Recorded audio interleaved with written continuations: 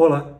Como nós vimos nos vídeos anteriores ainda sobre o narcisismo, e trazendo um pouco esse local do narcisismo como algo universal, nós podemos entender que esse estado de investimento libidinal, de alguma forma, ele é caracterizado como um estágio de desenvolvimento da própria sexualidade, localizado aí entre o autoerotismo e também entre esse amor objetal, né? Sobre o mecanismo, também considerado o mecanismo da paranoia, como no próprio caso, um dos casos clínicos mais famosos de Freud, do Scriber, onde Freud, ali e por volta de 1911, afirma que o narcisismo ele acaba consistindo no fato do indivíduo em desenvolvimento, né, que unificou seus instintos sexuais de alguma forma, que agem de forma autoerótica, certo? A fim de obter um objeto de amor.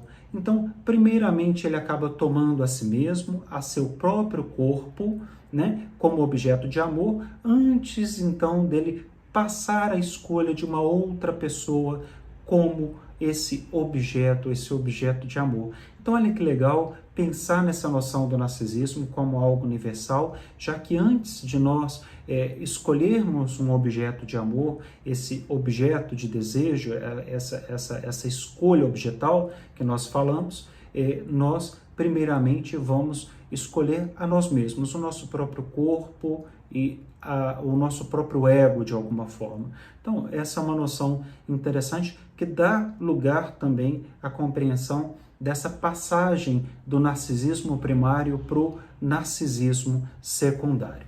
Bom, além disso, nós também percebemos que essa fase, que é considerada uma fase mediadora entre o autoerotismo e essa escolha objetal, ela também é considerada uma etapa universal de todo o desenvolvimento psicossexual. Então, por isso é tão importante estudar essas etapas que têm a ver com o desenvolvimento psicossexuais, que nós vimos em vídeos anteriores, em unidades anteriores, que faz parte da nossa formação, né?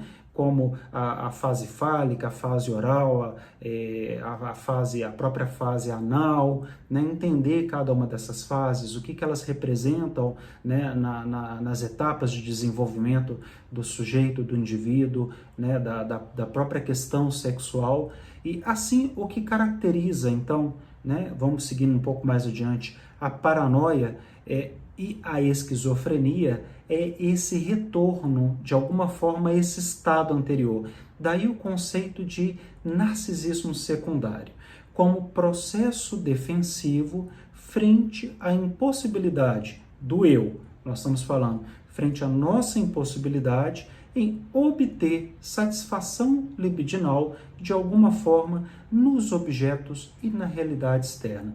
Então, quando nós observamos numa outra etapa mais avançada da vida que esse sujeito, que esse indivíduo, ele traz essas características narcisistas em que ele retoma, né? Ele faz esse retorno de alguma forma, por exemplo, pro eu, nesse momento em que nós podemos perceber que ali existe uma dificuldade de relação com esse mundo exterior, com esse objeto externo, com a realidade externa, e ele acaba buscando, através dessa regressão a fases anteriores, alguma das fases anteriores de desenvolvimento psicossexuais, né, essa satisfação libidinal, o prazer, a satisfação.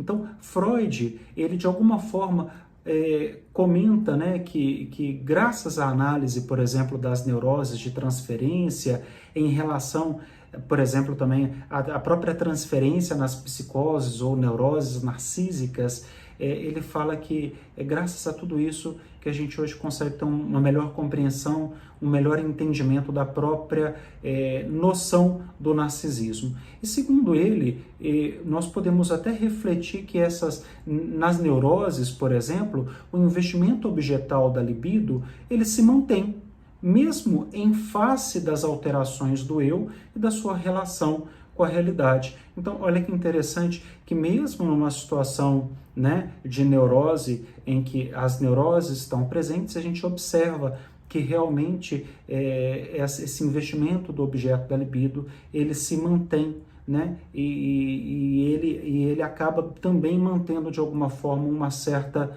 normalidade. Agora, diferente das psicoses, e aí é um tema até interessante porque tem muito a ver também com a nossa unidade de estudo, elas já seriam caracterizadas aí pela ausência total de objetos externos, mesmo aqueles que têm a ver com a fantasia, com aqueles que são fantasiados. Então, é bem importante destacar essa diferença, que mesmo para os neuróticos é possível estabelecer ou encontrar esse objeto da libido no mundo externo, né? Em outros objetos, em outras pessoas, e com fantasias, inclusive, em que o próprio ego se relaciona com esse mundo externo, mas já no caso da psicose, o que a gente observa é exatamente o fenômeno contrário, em que esse objeto externo ele está totalmente ausente, não importa qual seja, inclusive as fantasias. É isso.